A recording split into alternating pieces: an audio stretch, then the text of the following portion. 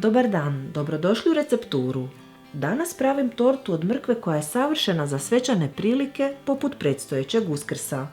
Iako možda zvuči neobično, riječ je o zaista posebnoj slastici divnog izgleda koja će vas oduševiti svojim fantastičnim sočnim okusom. Počinjemo s izradom biskvita. Trebamo 300 g glatkog brašna, 10 g praška za pecivo i jednu žličicu cimeta, pa ćemo ih prosijati u posudu za miksanje.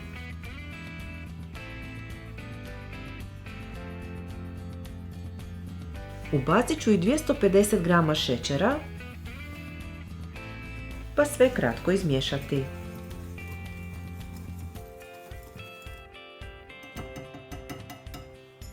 Zatim ćemo pomalo ulijevati 300 ml ulja, pa sve dobro izmiksati mikserom.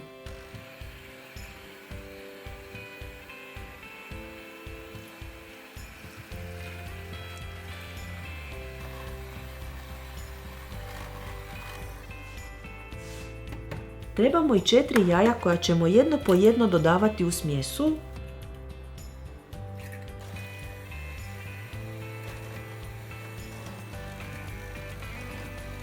I nakon svakog ćemo također sve miksati.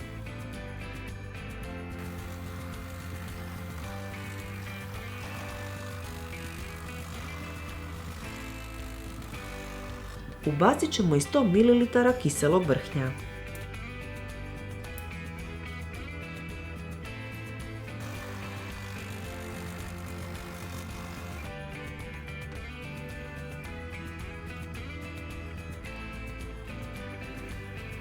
Na kraju dodajemo 450 g naribane mrkve,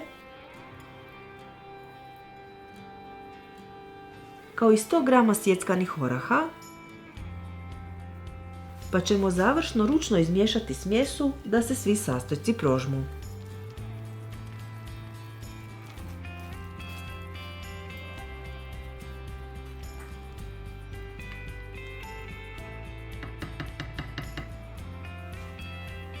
Od smjese ćemo peći 3 biskvita, pa ću odvojiti 1/3.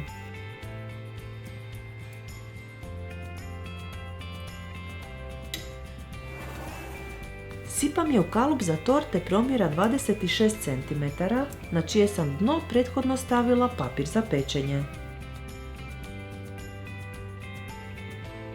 Smjesu ću navući do rubova i poravnati.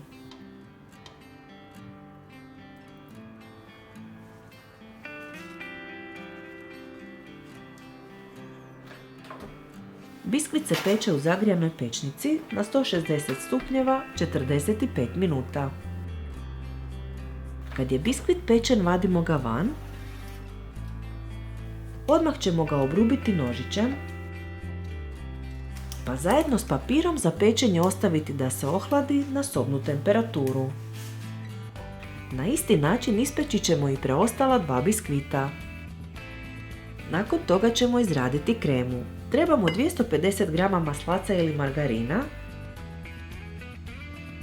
kao i 500 g krem sira. I maslac i sir trebaju biti sobne temperature kako bi ih što bolje mogli izmiksati.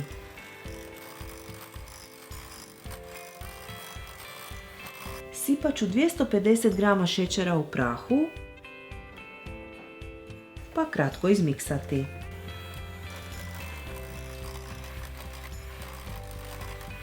Zatim dodajem 250 ml kiselog vrhnja i 1 žlicu arome vanilije, pa ćemo sve dobro izmiksati.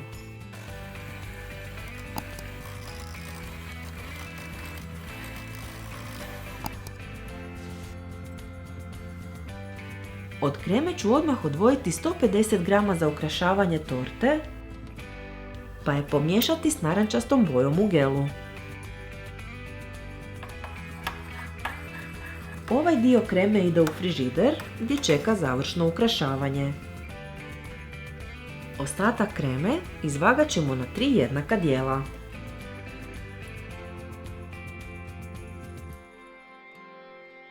Skinut ćemo papir sa sva 3 biskvita, pa jedan staviti na postolje za torte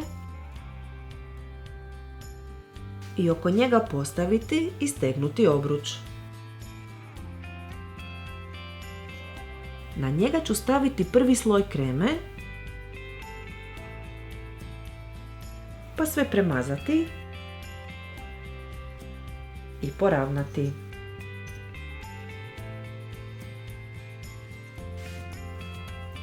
Zatim stavljamo drugi biskvit kojeg treba lagano pritisnuti prstima da se svugdje spoji s kremom. I drugi biskvit premazujemo sa slojem kreme.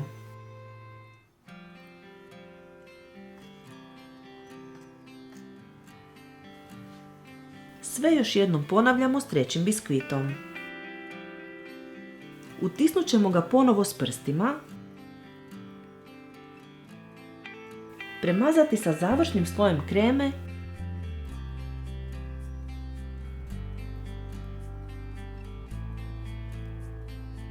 i sve dobro izravnati. Torta ide u frižider na pola sata prije ukrašavanja. Uzela sam narančastu kremu koju sam ranije pripremila i prebacila je u vrećicu za ukrašavanje, pa ćemo završno ukrasiti tortu.